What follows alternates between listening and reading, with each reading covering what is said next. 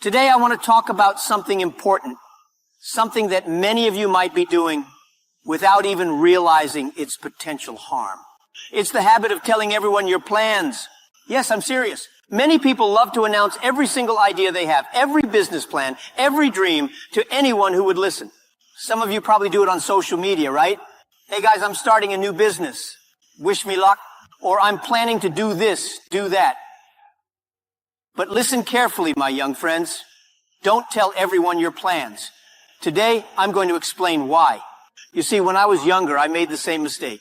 I was so excited about my ideas that I couldn't wait to tell everyone.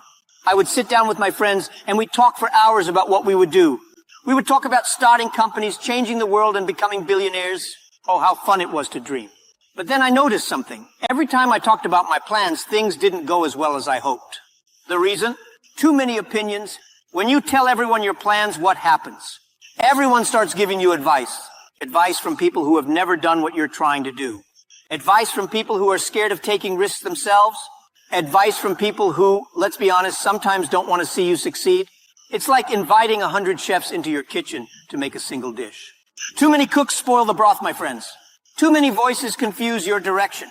And then there's another problem. When you speak too much about your plans, you use up all the excitement in talking, not doing. Think about it. When you tell someone your big idea, they might say, wow, that sounds amazing. And for a moment, it feels like you've already succeeded. You feel good. But the problem is that feeling of accomplishment you get from talking replaces the drive you need to actually do it. Instead of spending energy on execution, you spend it on conversation. Instead of working quietly, you're busy seeking validation. My advice? Keep quiet. Let your actions do the talking. Now, some of you might be thinking, but Jack, what's wrong with sharing my ideas? Shouldn't I ask for feedback? Shouldn't I get advice from people who care about me? Well, here's where things get tricky. Of course, you should seek guidance, but not from everyone. You see, not all advice is good advice. Let me give you an example. When I started Alibaba, nobody believed in us. People thought I was crazy. An e-commerce business in China? Are you serious? The internet is for Western countries, Jack, not China. I remember one of my teachers telling me, Jack, maybe you should stick to teaching. Business is too risky. If I had listened to them, if I had shared my full vision with everyone and allowed them to plant doubts in my mind, do you think Alibaba would exist today? Of course not. Sometimes the people closest to you are the ones who unknowingly hold you back. Not because they don't love you, but because they don't see what you see. Your vision is your vision. It's personal. It's unique. They haven't walked in your shoes. They haven't experienced your thoughts, your dreams, your aspirations.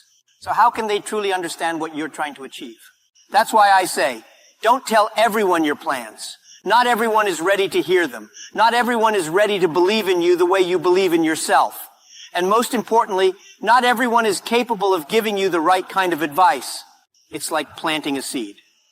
You don't pull the seed out every day to show everyone what you're growing. No. You leave it in the soil. You water it. You take care of it. And one day, it becomes a tree. Then, and only then, can people see the results of your hard work. When you're quiet about your plans, something magical happens. You become more focused. You stop worrying about what others think, and you start focusing on the work itself.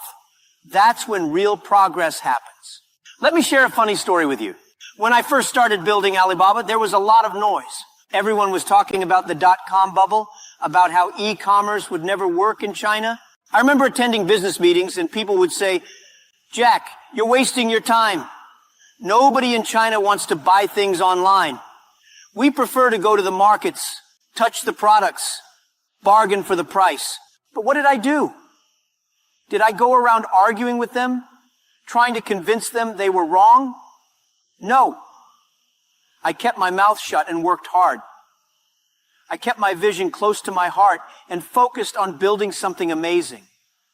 We were a small team, working day and night, eating instant noodles, sleeping in the office. We didn't have time to talk. We were too busy working. And guess what?